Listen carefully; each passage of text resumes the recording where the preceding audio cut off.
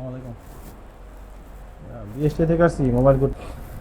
24-এর পরে কি আর হয়েছিল? বলছিল এটা অফিস থেকে এখন ফাঁকা হ্যাঁ, নেই। এটা খোঁজ দেন আপনি একটু তাড়াতাড়ি একটু ওখানে খোঁজ দেন যে লাইসেন্সটা মানে কি অবস্থা আছে, আচ্ছা। সেটা একটু খোঁজ দেন। আপনার তো বিএসটি এর লাইসেন্স ইয়ার 24 সালে শেষ হয়ে গেছে, কিন্তু আপনি দেখাচ্ছেন বিএসটি তো লিখে সেল করতেছেন। এটা ওই যে আগের কিন্তু ভার্সন মনে হয় না, ওইটা। যেহেতু আপনি বিএসটি আচ্ছা, হ্যাঁ হ্যাঁ হ্যাঁ। লগো দিয়ে সেল করতেছেন, জি, তাহলে জি। আমাকে বিএসটি এর লাইসেন্সটা দেন। ধরেন একজন ক্রেতা যখন দেখবে এই লগোটা, তখন সে ধরেই নেবে যে এটা বিএসটিআই কর্তৃক সার্টিফাইড, ল্যাবে এটার মানটা চেক করেই এটা দেওয়া হয়েছে।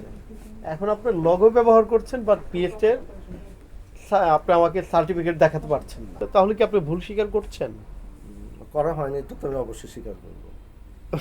মানে করেন নাই তাও ভালো ছিল যে আপনি লগোটা দেন নাই, ঠিক আছে, কিন্তু করেন না আবার লগোটাও ব্যবহার করতেছেন। সমস্যা হচ্ছে এই জায়গায়।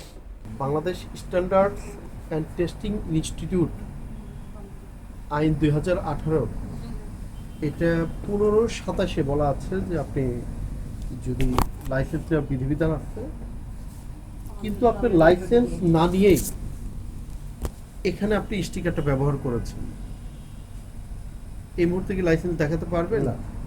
দেখাতে পারবেন না। লাইসেন্স না নিয়ে বিএসটি লগও কিন্তু আপনি ব্যবহার করতেছেন, এটা একটা অন্যায়। যতদিন পর্যন্ত ছাড়পত্র আপনি নিচ্ছেন না, ততদিন পর্যন্ত এই বিএসটিআই এর লগ আপনি ব্যবহার করবেন না। বিএসটিআই এটা জনগণকে প্রতারিত করছেন আপনি। এর জন্য আপনার 15-27 ধারায় অনধিক 2 বছরের কারাদণ্ড অথবা অনধিক 1 লক্ষ টাকা পর্যন্ত অর্থদণ্ড, তবে 25,000 টাকার নিচে নহে বা উভয় দণ্ডে দণ্ডিত করা যাবে। আপনি দোষ স্বীকার করে নিচ্ছেন, সেই জন্য আপনাকে 30,000 টাকা অর্থদণ্ড প্রদান করা হলো, অনাদায়ে 2 মাসের বিনাশ্রম কারাদণ্ড প্রদান করা হলো।